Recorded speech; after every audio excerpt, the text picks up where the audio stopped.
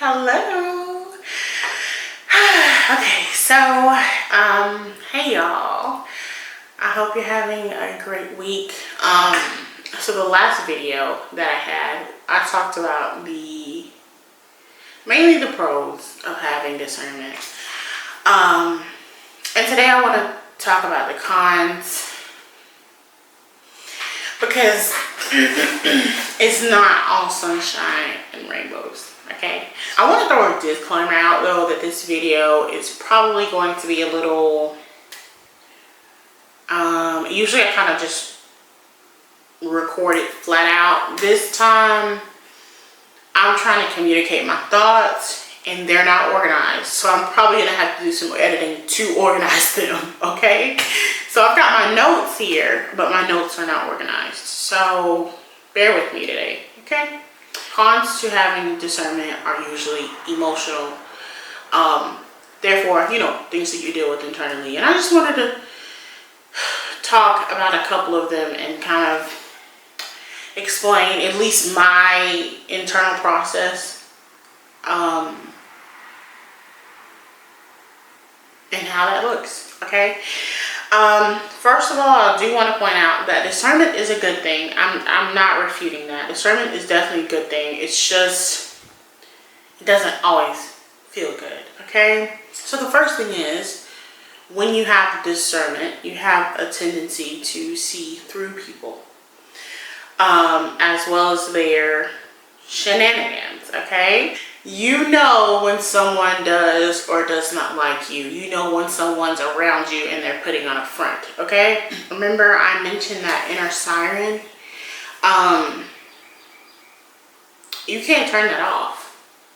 So if you're around someone and that inner siren is going off, it's just going off.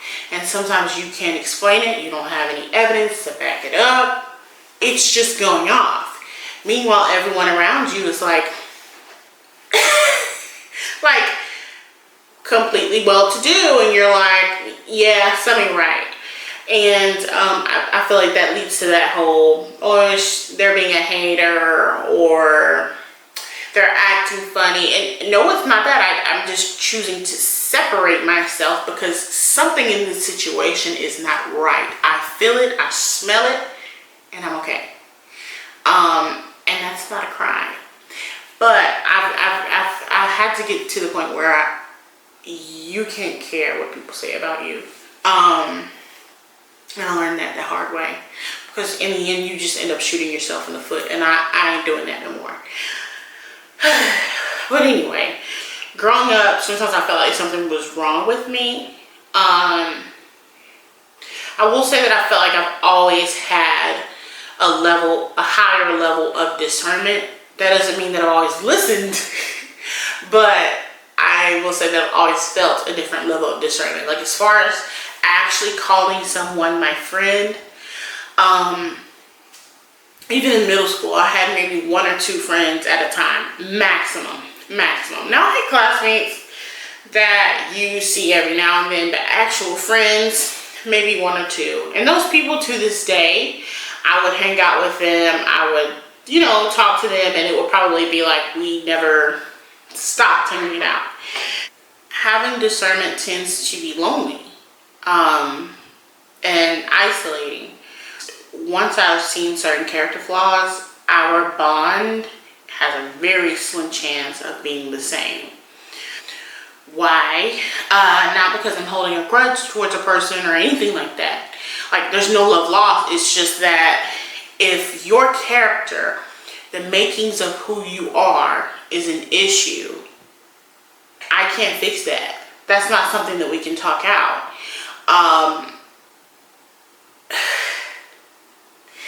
In order for our relationship to flourish, you need to grow as a person. And there's not a time frame on that. There's not a timeline on that. Some people never grow as a person. Someone never get past a high school mindset. Some people never get past their mindset in their early 20s.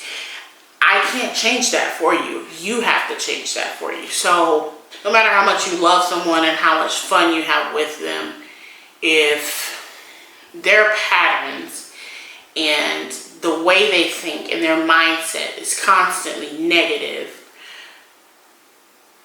I'm sorry, but I don't want to participate. You get what I'm saying?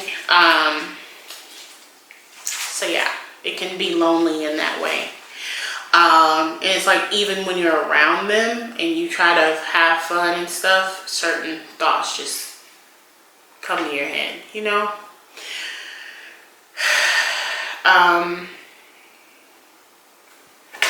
Not everyone is interested in personal growth. Not everyone knows that they need to grow as a person. And some people stay in an unproductive mindset. And as much as I try to have these uncomfortable conversations, if you don't want to have that conversation, you don't have to have that conversation, you know? So I had a situation recently with a family member where they wanted to have a conversation. So it was brought to me and I was like, okay, like, let's have the conversation. I don't have anything to hide. I don't have any reason to lie. Let's do it. Cool, you know? And after talking to them, I realized that they still feel the same way. They still think the same way. And if I can be honest, I felt like it was a waste of my time. That's not harsh. But it's me being honest. I felt like it was a waste of time, and it was a waste of my mental space, because deep down I knew the conversation wasn't going to go anywhere. Anyway, so after having the conversation and going through the emotions, in the end, I just realized that after seeing someone's, and I've said this before, but after seeing someone's actions for years, their negative patterns, and as much as you love them and you want them to be better as a person, how can I say this? At what point is that who you are as a person? And that goes back to what I was saying earlier. It's deeper than a misunderstanding or conversation. If you have multiple character flaws, our relationship can only go so far. So yeah. And I do want to say this, especially regarding family, because we kind of give them more passes, so to speak. But you can only make excuses for someone so long.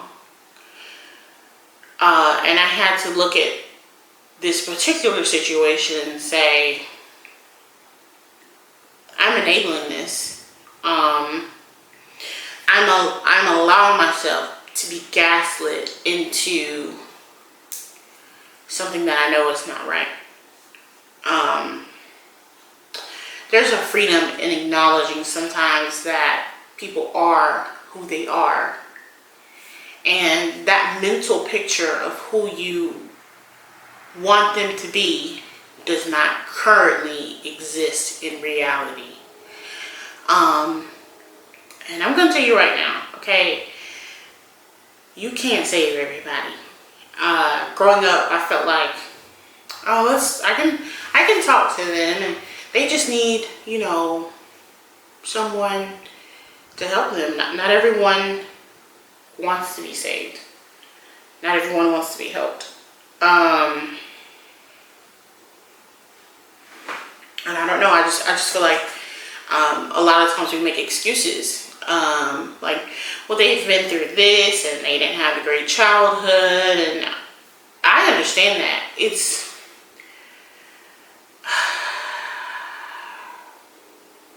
There are people who have been through horrendous things in life, through childhood, through early adulthood even. And I want to point out that although someone has been through something, no one gets a free pass. Not me, not you, not your mama, not your dad. None of us get a free pass to be a person because we have been through something.